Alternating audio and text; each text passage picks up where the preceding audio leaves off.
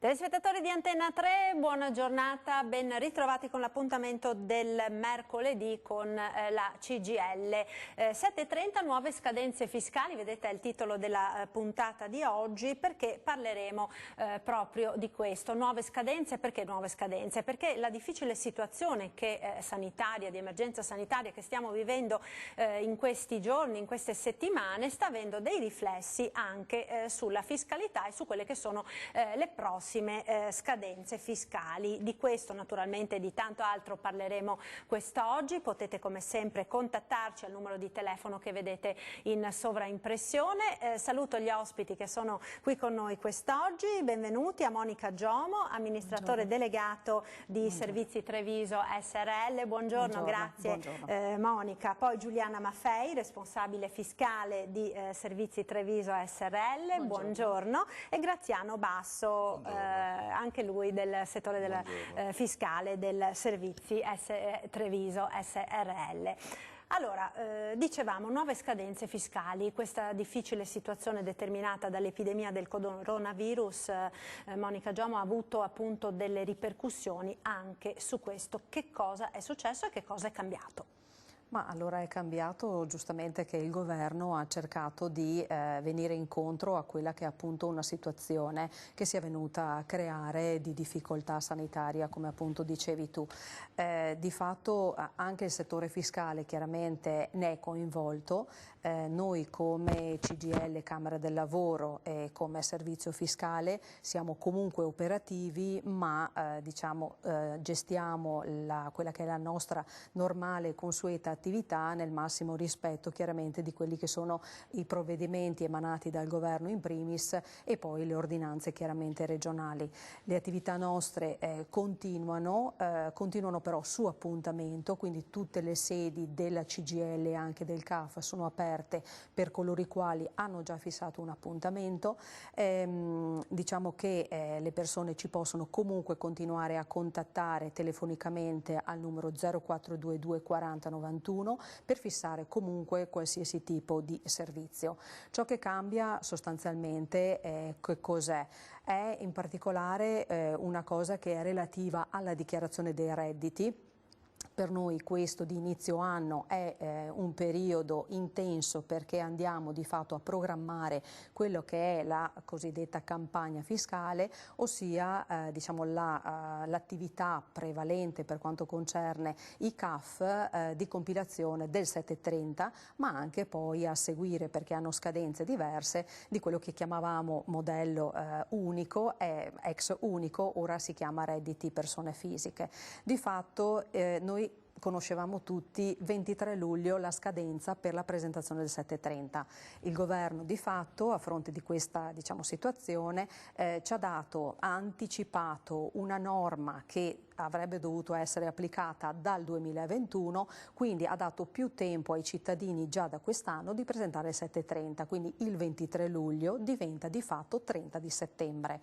Questo è il tempo utile per presentare il modello 730. Quindi ci sono quasi 2 mesi in più insomma di tempo anche per dare modo proprio a voi che ci lavorate, essendo necessario questo scaglionamento, possiamo dire così, del lavoro e quindi degli appuntamenti con le persone, di avere il tempo per espletare tutte le pratiche. Esattamente, noi chiaramente siamo in costante aggiornamento con quello che è chiaramente il consorzio nazionale anche dei CAF, che giustamente ci dà le indicazioni e le disposizioni anche rispetto all'Agenzia delle Entrate, ma in questo momento chiaramente si è tutti un pochino fermi e in attesa prima di tutto di quelle che sono le disposizioni naturalmente legate a questa emergenza sanitarie che hanno appunto questa ricaduta. Per quanto ci riguarda comunque chi ha piacere da subito di chiamarci e fissare l'appuntamento in perfetta autonomia lo può fare.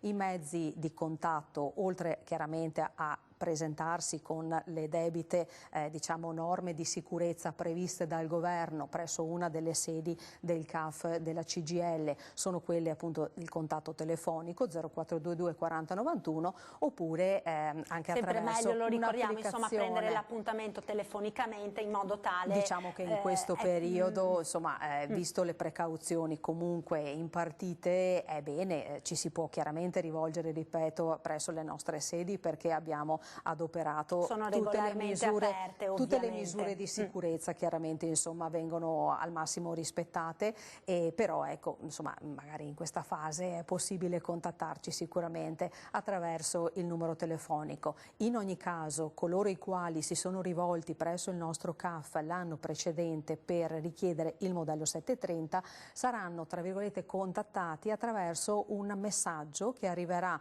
per chi ci ha lasciato il numero di cellulare oppure la mail attraverso un SMS.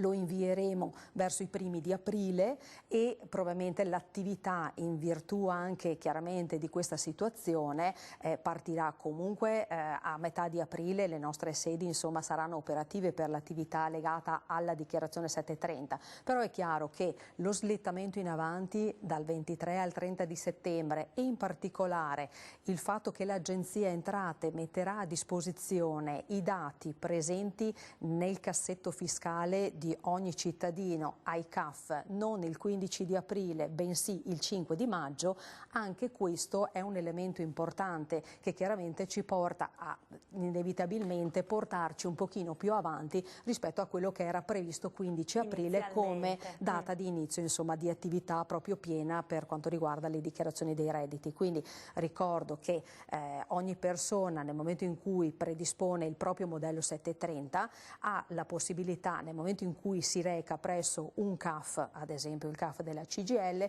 di avere il confronto rispetto a quello che ci porta in termini di documentazione e quanto è riportato nel suo cassetto fiscale. Questo consente che l'operatore del CAF gli può in quel momento, quando gli sta elaborando la dichiarazione, magari avvisare che ha dimenticato ad esempio una spesa medica, che non l'ha portata in quel momento, quindi il controllo incrociato con il cosiddetto flusso ricevuto da parte dell'Agenzia Entrate dà una sicurezza in più rispetto alla, diciamo, correttezza della dichiarazione. Ecco, il nostro lavoro è proprio questo, cercare il più possibile di far sì che la persona che si rivolge a noi abbia una garanzia di quelli che sono gli elementi che può inserire nella sua dichiarazione dei redditi, e il flusso in questo magari può in qualche maniera agevolare. Faccio un esempio che può risultare magari banale o semplice.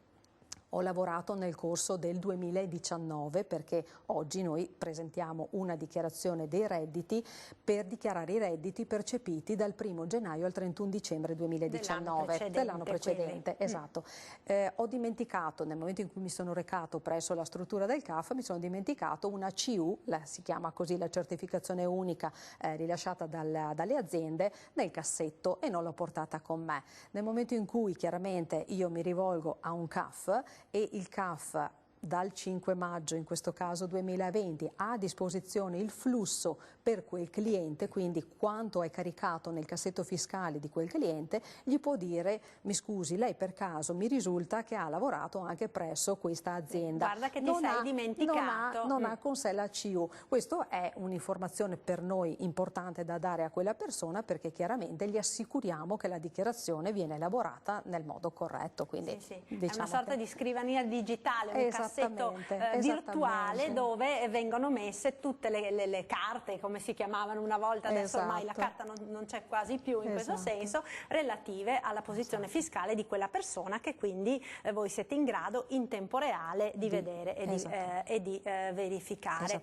Un'altra cosa le volevo chiedere, dottoressa Giomo, per quanto riguarda i documenti da portare, sono necessarie delle deleghe, delle cose, perché magari uno arriva lì e poi si è dimenticato la cosa principale ed è costretto a ritornare. Quindi, onde agevolare ed evitare soprattutto viaggi avanti e indietro che possono essere in qualche modo insomma come dire, delle scocciature, sia per la persona naturalmente che per voi che dovete fissare un altro appuntamento. Con che documentazione bisogna presentarsi? Allora, innanzitutto noi abbiamo predisposto, come ogni anno ed aggiornato, un elenco documenti necessario per la compilazione della dichiarazione dei redditi 730, ma anche modello redditi persone fisiche. Questo elenco lo si può trovare nel sito della Camera del Lavoro di Treviso, quindi www.cgltreviso.it/CAF, e lo si può anche scaricare.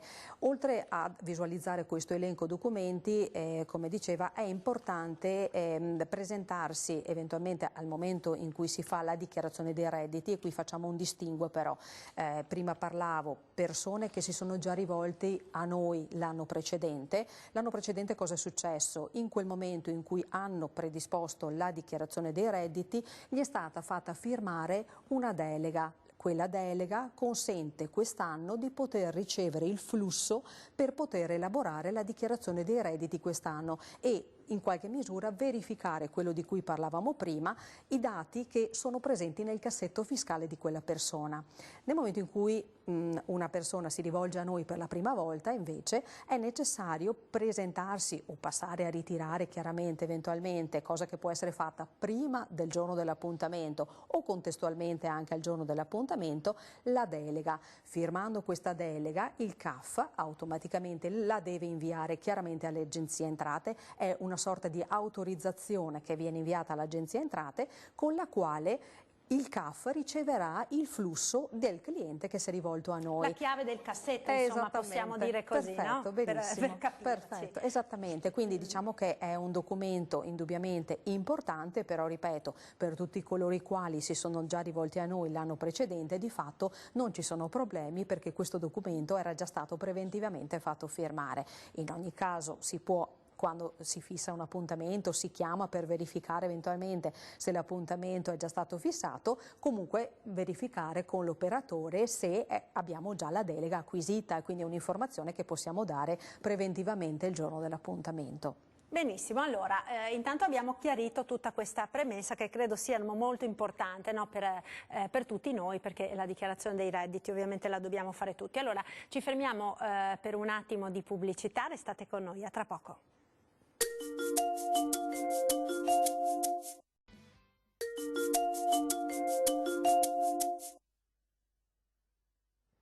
Ore 13, la CGIL risponde, siamo nuovamente in diretta per parlare di fisco, per parlare di 730 e delle novità per quanto riguarda le scadenze fiscali e non solo di quest'anno. Allora, fatta la premessa relativamente a tutte quelle che sono le novità, anche per i termini proprio di scadenza della dichiarazione, abbiamo visto quindi che ci sono quasi 2 mesi in più, insomma, rispetto agli anni precedenti in seguito proprio alla difficile situazione conseguente all'epidemia di coronavirus, quindi il 730 si può presentare entro il 30 di settembre.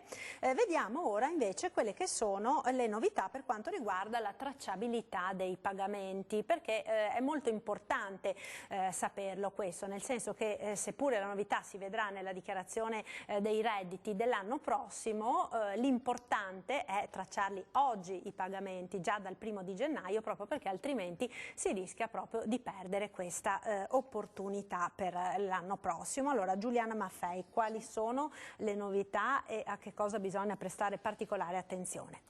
No, diciamo che col 2020 andremo a pagare praticamente quasi tutte le spese con mezzi tracciabili, perché mi vanno a impattare sulle spese mediche, sulle spese scolastiche, sulle spese dei trasporti pubblici piuttosto che assicurazioni, spese veterinarie, asili nido, spese funebri, attività sportive, tutto per poter essere detratto nella dichiarazione dei redditi del prossimo anno dovrà essere pagato con mezzi tracciabili. Okay. Quindi mezzi tracciabili, lo ricordiamo, significa il bancomat, significa la carta di credito, significa il bonifico bancario, l'assegno anche. Okay. E quindi se si vogliono portare in detrazione queste spese il prossimo anno bisogna attenersi a questa novità. L'ultima volta che eravamo venuti qua, ai primi di febbraio, mi sembra, non mi ricordo di preciso il giorno, eravamo in stand-by perché il venerdì successivo doveva essere, come si dice, votato per la proroga di questi pagamenti tracciabili ad aprile. Questa cosa non è passata, quindi non c'è una proroga sui pagamenti tracciabili. Questi pagamenti tracciabili, per poter detrarsi le spese del prossimo anno, rimangono dal 1° di gennaio, non c'è questa proroga di cui si parlava il mese scorso. Quindi se non si sono sostenute queste spese ad inizio d'anno, salvo che poi non ci siano delle modifiche in corso d'anno o addirittura il prossimo anno, quando verranno pubblicate le istruzioni del modello 730, queste spese non è possibile detrarle. Ci sono però in ambito di questa novità ancora alcune perplessità, e a livello nazionale la consulta dei CAF ha fatto dei quesiti all'Agenzia delle Entrate. Uno dei quesiti che è stato posto, ad esempio, è sui bollettini di conto corrente, quelli normali, postali, che vengono pagati, perché anche se uno pensa che quelli siano pagamenti tracciabili, lo sono per chi li riceve, ma non per chi li effettua, perché può andare chiunque fare il pagamento del bollettino in contanti, ma non è detto che quello sia un pagamento tracciabile. Okay? Ah, e quindi come bisogna Siamo fare? in attesa, abbiamo tutta una serie di quesiti che sono stati fatti dalla consulta nazionale dei CAF. Altro quesito, cioè li butto là perché magari poi sono quesiti che ci vengono fatti quotidianamente dai cittadini che sostengono queste spese, perché dubbi ce ne sono ancora, è una cosa nuova, è stata buttata là, è brutto, però è stata detta la novità, ma non sono state ancora specificate le modalità. Un'altra cosa che siamo in attesa, di cui siamo in attesa di una risposta da parte dell'Agenzia delle Entrate è ad esempio, io vado dal dentista con mia mamma non ha il bancomat, pago io, la fattura è intestata a mia mamma, pago io, li anticipo, dopo mia mamma magari me li dà, quella spesa è detraibile o no? Questo è un altro quesito che abbiamo fatto all'Agenzia delle Entrate, sono quesiti che ci fanno quotidianamente i cittadini, queste sono le domande che ci fanno. Noi là dove è possibile... Mi viene in mente adesso che ha detto così, sì, parlando appunto della mamma, magari nel caso di anziani, per esempio, può essere persone che hanno magari l'amministratore di sostegno, che quindi la fattura è intestata a una persona, paga un'altra persona pur con il metodo tracciabile. Sì, l'amministratore di sostegno è una cosa un po' particolare, perché dovrebbe essere l'amministratore che paga con dei mezzi tracciabili dell'amministrato, perché dovrebbe avere di norma la delega sul conto, e questa è una cosa particolare. Comunque potrebbero esserci casi particolari anche su soggetti tutelati o amministrati. Il fatto è che noi in questo momento non siamo, perché a volte ci fanno le domande e noi non siamo nelle condizioni, sembra che siamo noi che non siamo preparati in materia, ma non siamo ancora nella condizione di dare risposte certe. La cosa certa che noi diciamo quando ci chiedono: ma se io compro questo piuttosto che quell'altro, posso pagare in contanti piuttosto che no? Noi diciamo è sempre meglio fare i pagamenti tracciabili, perché ad esempio per quel che riguarda le spese mediche, se io ad esempio compro dei farmaci in farmacia, non devo pagare con mezzi tracciabili, posso pagare anche in contanti. Se vado a fare una visita medica in una struttura pubblica, posso utilizzare il contante. Se invece io vado in una struttura privata, no, vado dal dentista, devo avere il mezzo tracciabile, ok? Certo. Quindi la cosa che noi consigliamo è di fare sempre il pagamento laddove è possibile, o col bonifico piuttosto che l'assegno, o piuttosto che carta di credito o bancomat.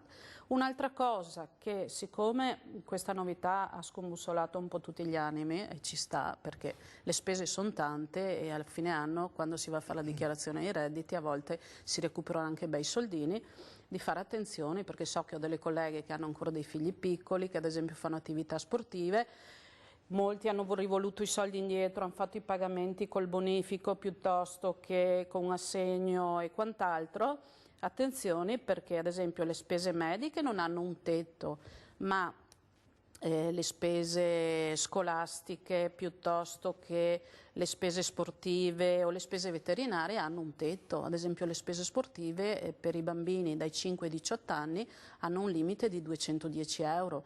Quindi a meno che non sia un'attività sportiva così economica, cioè magari nell'anno ci arrivo ai 210 euro. Prima di muoversi, far movimenti azzardati, magari di informarsi in merito alle spese sostenute, se c'è un limite piuttosto che no, e provvedere in quel senso, cioè prima di disperarsi. Certo, stavo sfogliando intanto che si parlava rapidamente l'elenco delle novità e di tutte le spese detraibili. Forse è importante anche ricordare, no, alcune cose, perché per esempio anche i premi per le assicurazioni, Sì. sulla vita, sugli Sì. infortuni, sugli eventi calamitosi, sul rischio di non autosufficienza, sulla tutela delle persone con disabilità gravi, quindi sono tutte cose per le quali si può avere la detrazione, no? Graziano Basso, vedo, voleva aggiungere qualcosa. Una cosa a molto questo importante che riguarda sempre la tracciabilità delle spese, appunto perché sono tracciabili. Se io ho una spesa intestata a me è giusto che la paghi con il mio bancomat per principio, perché essendo tracciabile la spesa così viene ricondotta a me. Non è tanto tracciabile per vedere solo l'incasso, ma è la riconducibilità di chi ha sostenuto la spesa per quella persona. Far combaciare il più possibile. Se la spesa è mia, io e Giuliana siamo sposati, lei non è a carico mio.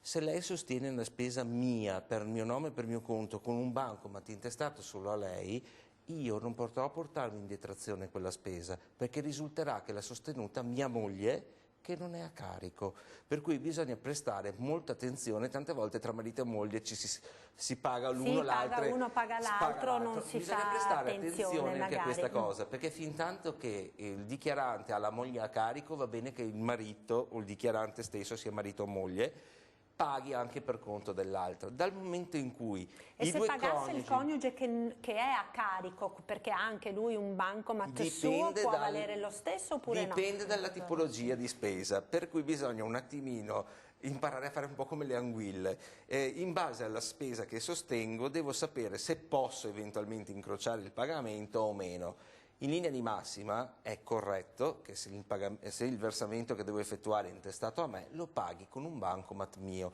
Cosa diversa è se il bancomat è basato su un conto cointestato, per cui è comunque cointestato anche il mezzo di pagamento, il problema non sussiste. Ma se marito e moglie, come spesso capita, ognuno ha il suo conto, può capitare, ognuno ha il suo conto, è giusto che non ci siano incroci, soprattutto se non sono l'uno al carico dell'altro, se non si rischia di invalidare la spesa, soprattutto per le assicurazioni che sono importi ingenti. Pazienza alla spesa medica, che alla fine, mal che vada, se ho speso 100 euro perdo 19 euro di rimborso, ma se parlo di un'assicurazione sulla vita, per cui posso parlare di migliaia di euro, per cui ho un limite magari di detraibilità anche di 190 euro, oppure ho pagato una polizza di previdenza complementare con un mezzo di pagamento sbagliato, rischio di invalidare la detrazione. Per cui il mezzo tracciabile non è solo per certificare l'incasso, ma anche chi ha sostenuto effettivamente la spesa e in determinati casi farlo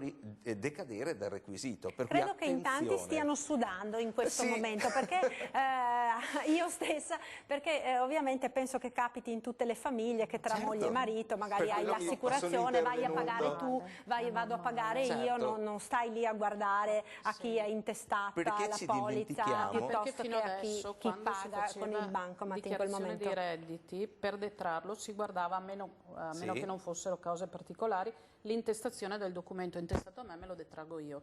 Dal prossimo anno, oltre all'intestazione del documento, Maffei Giuliana ha speso 1.000 euro dal dentista, vogliono sapere anche chi li ha pagati quei 1.000 euro. Se li ha pagati Basso Graziano, che non è legato a lei. Questa è la novità grossa.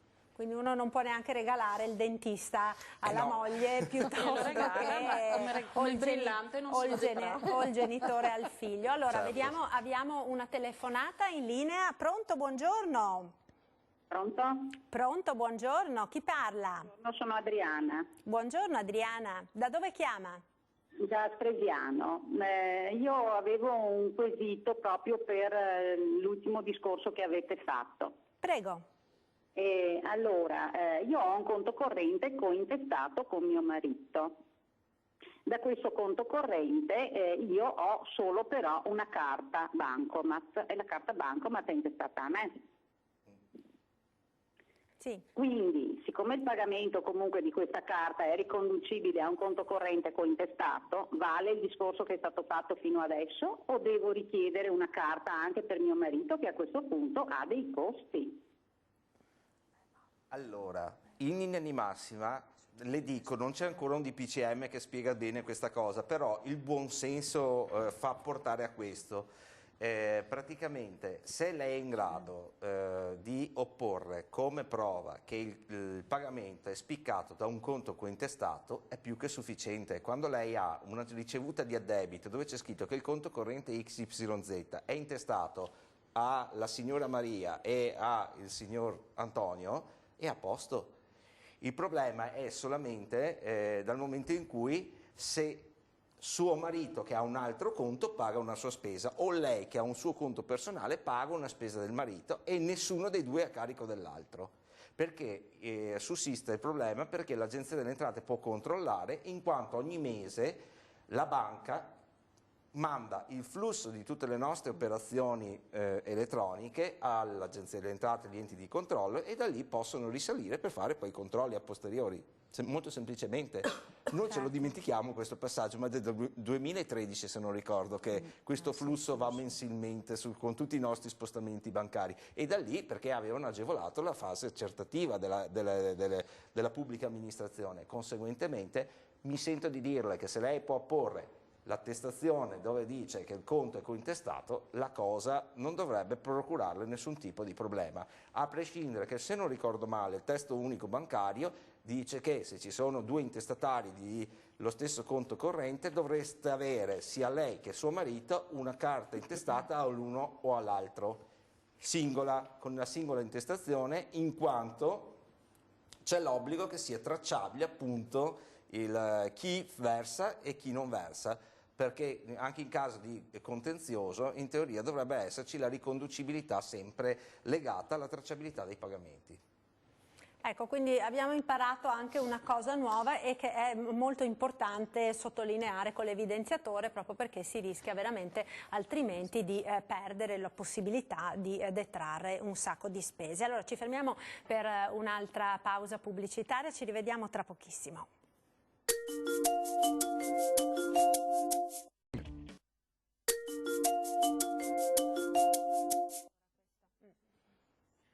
Ecco, ore 13, la CGIL risponde, siamo di nuovo in diretta per parlare assieme a voi di 730, di novità per quanto riguarda le scadenze fiscali, per quanto riguarda le detrazioni. È proprio questo l'argomento che stavamo affrontando prima della pubblicità ed è molto importante saperlo proprio perché la spesa, dicevamo, deve essere sostenuta e pagata con mezzo tracciabile dalla persona che la detrae, con quindi problemi che stavamo proprio evidenziando nel caso per esempio di marito e moglie, paga un coniuge per l'altro, non va bene perché non si può in questo caso detrarre la spesa. Per quanto riguarda le spese dei figli invece, come funziona?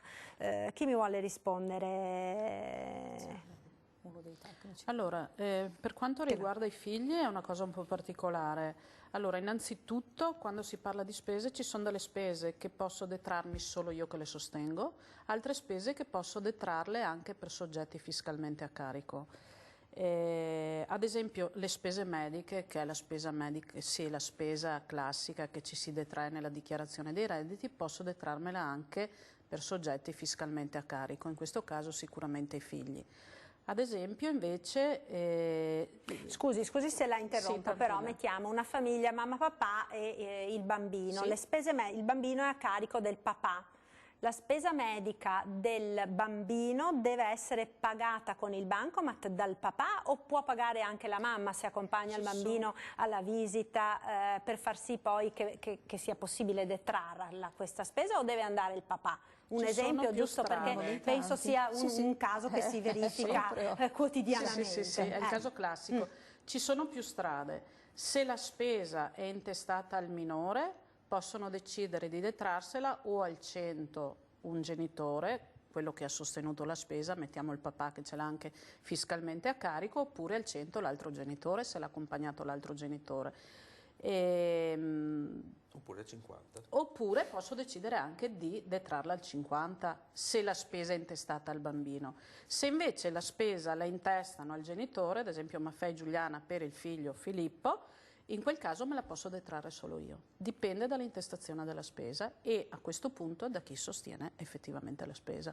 Quindi nel caso fosse intestata lei, deve pagarla lei e non può pagarla No, il intestata la marito. spesa a me, pago io e me la detraggo io, non ci sono altre strade. Invece se la spesa è intestata al bambino, a questo punto, con questa novità, io ho detto una cosa sbagliata, 50 e 50, con questa novità se la detrae solo chi ha sostenuto la spesa, non ci sarà più la possibilità di detrarla al 50. Mentre la dico ci sto pensando e non ci sarà più questa possibilità. Quindi bisogna che venga detrata. A meno che non vengano date risposte, perché noi abbiamo solo 5 righe del DPCM che dava l'avvio a questa cosa, non ci sono altre spiegazioni fino adesso all'Agenzia delle Entrate. Molto probabilmente faranno, come si faceva fino all'anno scorso, ti faranno scrivere nel documento interamente sostenuta da Giuliana o interamente sostenuta da Graziano in quel caso, perché si guarderà il pagamento. Sì, un altro quesito che è stato fatto al nazionale, adesso parlando mi vengono in mente tutte queste cose qua,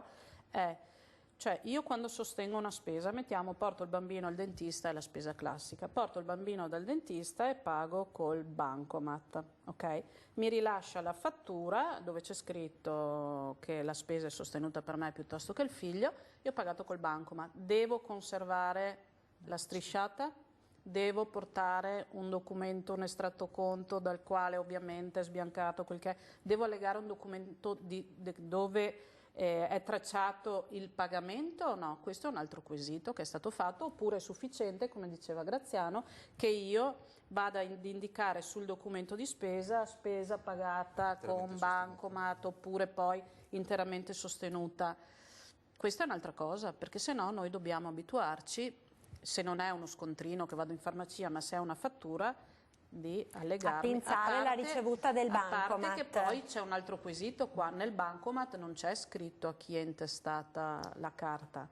Ci vorrebbe la ricevuta di addebito sul conto corrente come per le spese dei mobili. Che è riconducibile. Infatti in questa incertezza normativa, Marta mi scusi, noi abbiamo sempre suggerito da quando abbiamo dato notizia di questa cosa a gennaio che è opportuno conservare, come diceva Giuliana, sicuramente la ricevutina del pagamento del bancomat, e sembra una banalità ma anche fotocopiarla, perché poi a distanza di un anno, siccome ci servirà, la carta termica spesso si sbiadisce. Esatto, ci servirà alla volta di aprile del prossimo anno, del 2021, è opportuno che questo documento, come gli scontrini magari alla farmacia che si sbiadiscono, sia visibile, e quindi insomma anche per un futuro controllo da parte dell'Agenzia Entrate giustamente deve essere in qualche maniera, perché è vero che il CAF scansiona la documentazione che il cliente, l'utente porta esattamente e consegna, però giustamente è sempre in capo poi anche alla persona la dimostrazione del documento anche cartaceo, oltre a noi conservarlo informaticamente. O eventualmente usa Digital, la nostra applicazione, così fa anche la conservazione documentale che è gratuita.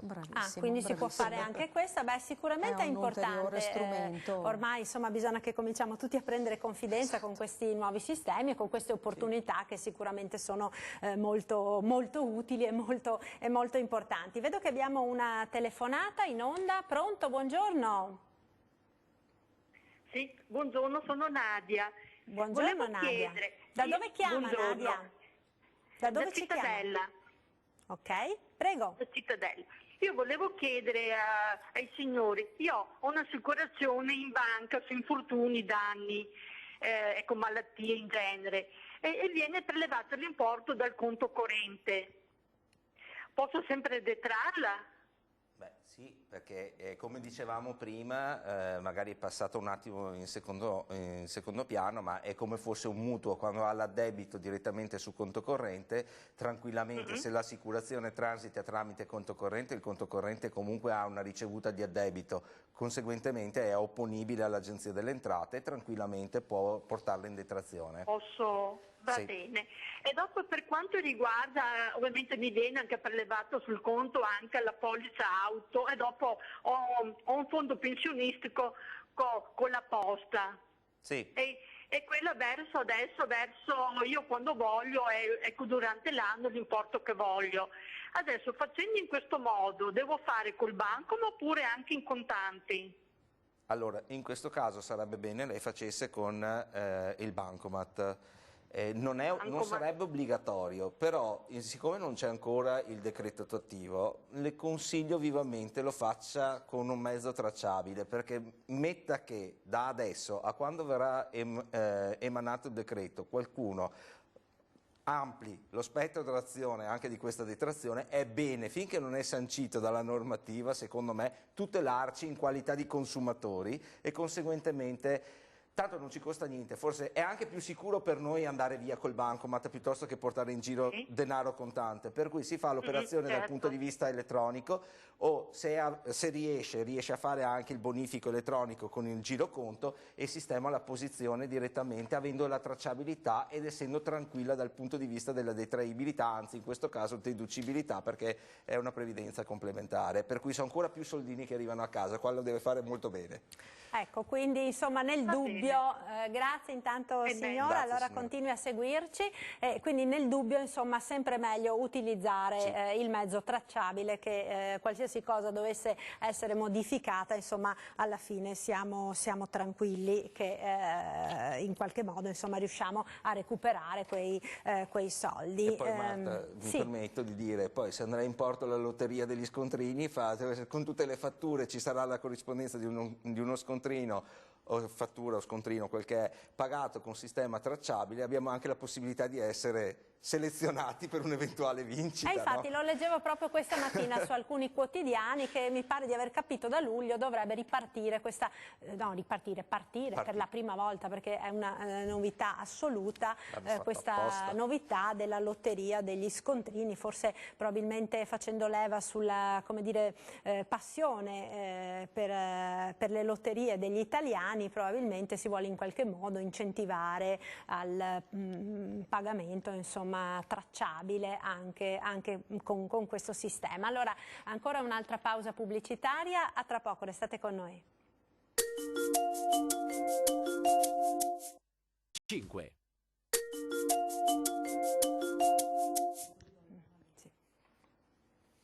Ore 13, la CGIL risponde, eccoci di nuovo in diretta per parlare di 730 e di novità fiscali. Dicevamo della proroga, no, della scadenza, Monica Giomo, ma per quanto riguarda i pagamenti invece ci sono delle modifiche anche lì? Sul versante versamenti siamo in attesa in realtà perché appunto mentre la conferma è avvenuta insomma sullo slittamento della presentazione del modello 730 al 30 di settembre, per i versamenti invece siamo in attesa. A giorni dovrebbe essere prodotto un ulteriore DPCM da parte del governo nella quale stanno definendo un po' la questione versamenti. Faccio un esempio, magari poi Graziano ne fa un cenno in termini tecnici. L'IMU, tutti sanno, l'imposta municipale sulla casa si versa in 2 rate, 16 di giugno, 16 dicembre. Queste sono le date che ormai conosciamo da anni, ma oggi con questa situazione, con lo slittamento del 730, viene da sé pensare che probabilmente agevoleranno gli utenti anche nel posticipare una data del versamento delle imposte, questo anche per quanto riguarda l'IRPEF, però non lo sappiamo ancora, quindi per noi valgono chiaramente le date attuali, conosciute e appena avremo notizie chiaramente sarà nostra cura anche attraverso il sito, tramite qualsiasi mezzo di comunicazione, anche tramite Ore 13, questo canale insomma molto insomma utile, quelle che sono le novità sulla tracciabilità, versamenti e quant'altro, quindi siamo in attesa su questo versante. Sì, allora abbiamo un'altra telefonata, vediamo chi ci chiama. Pronto, buongiorno.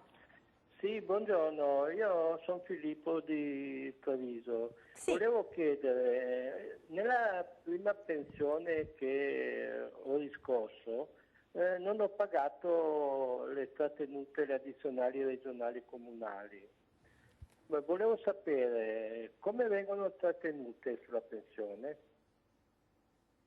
Ok. Presumo che lei parli delle prime rate dell'anno? Sì.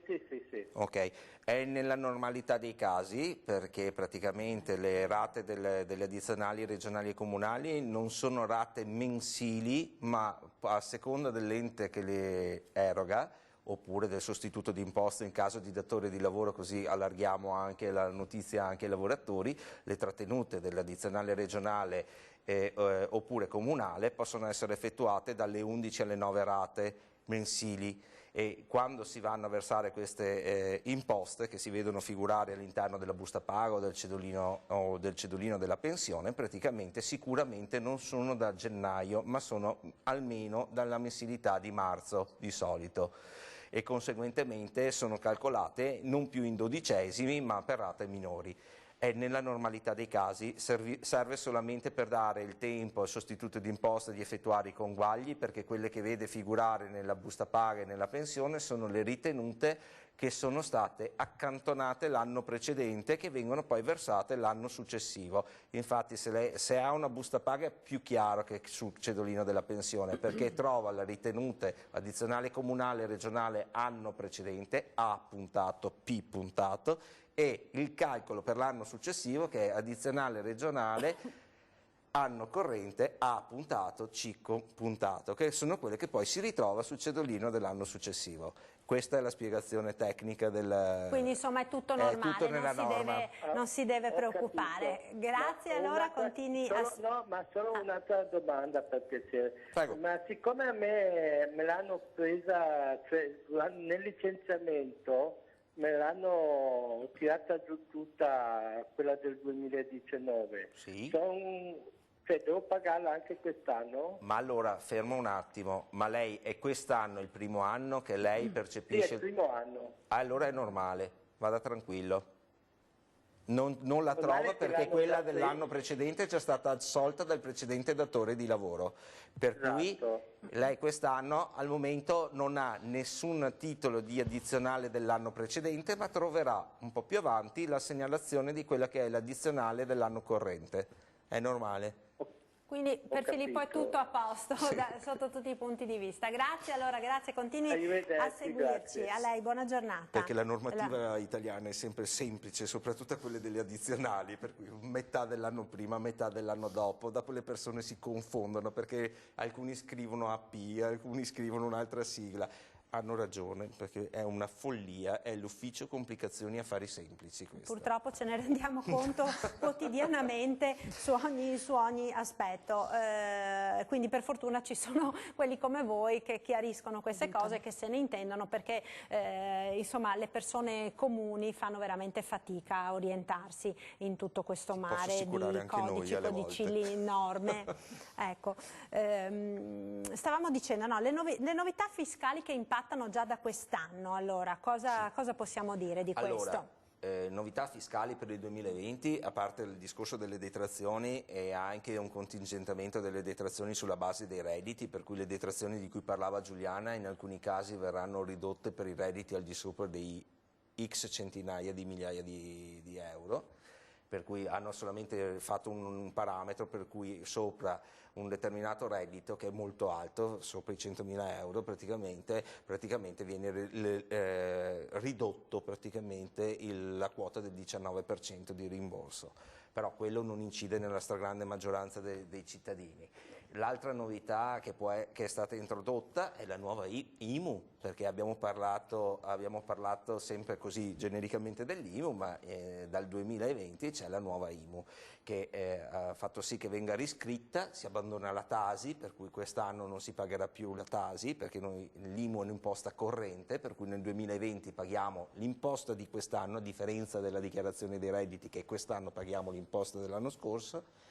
E in teoria c'è l'assimilazione, la somma, l'aliquota che dovrebbe risultare data dalla somma dell'aliquota IMU più l'aliquota Tasi, per cui non cambierà molto dal punto di vista... E come si chiama? IMU sempre? IMU sempre. Nuova IMU. I versamenti, come diceva Monica, sono sempre il 16 di giugno e il 16 di dicembre. La novità invece impatta un po' di più perché hanno tolto praticamente delle assimilazioni, ovvero delle agevolazioni per quanto riguarda il pagamento dell'IMU.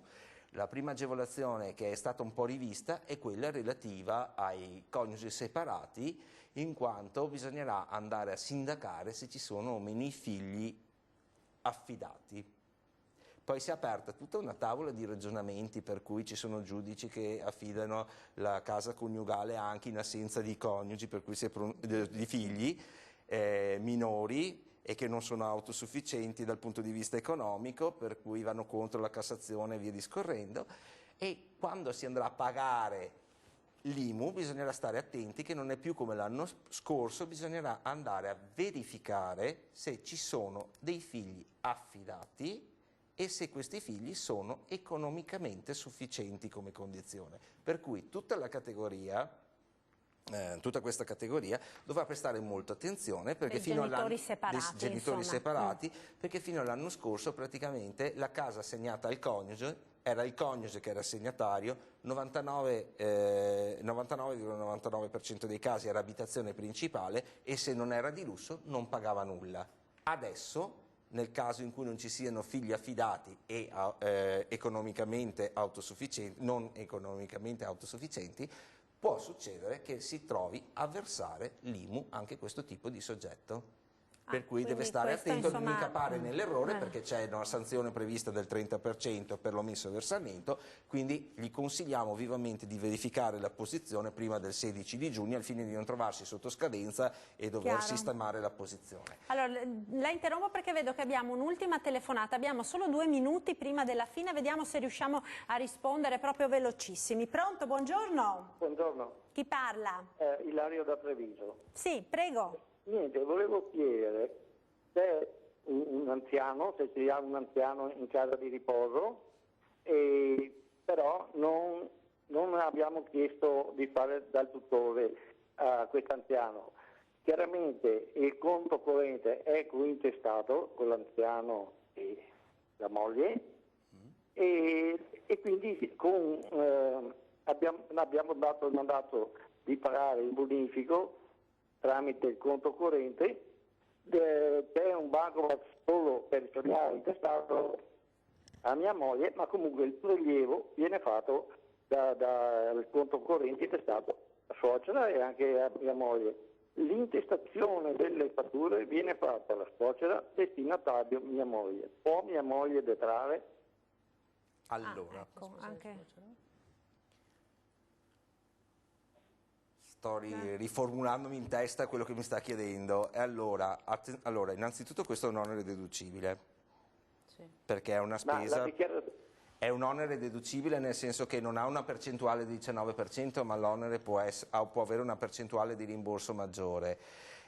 Bisogna capire l'intestazione del conto, perché è alla suocera e alla moglie? Sì, è intestato a mia suocera e a mia moglie e quindi abbiamo dato il mandato di pagare la casa di riposo, solo che chiaramente mia suocera, non essendo le facoltà mentali e noi non avendo chiesto alla moglie che figlia unica di fare il traduttore, ci chiedevamo se la moglie può detrarsi la spesa nel nostro... E la spesa è intestata ad entrambi? Quando? La spesa viene intestata ad entrambi dall'istituto? No, solo loro, l'istituto dice noi intestiamo esclusivamente all'anziano. Allora sì, allora e sì. altre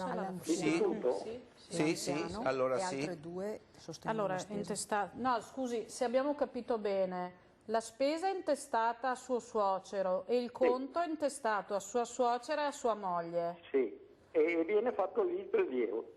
Okay. Il prelievo là possono detrarsela sia la suocera che la moglie, perché possono dimostrare tutte e due, essendo il conto cointestato, che possono averla sostenuta entrambe la spesa. Sì. Basta logicamente che ci siano delle entrate di una e anche dell'altra in questo conto.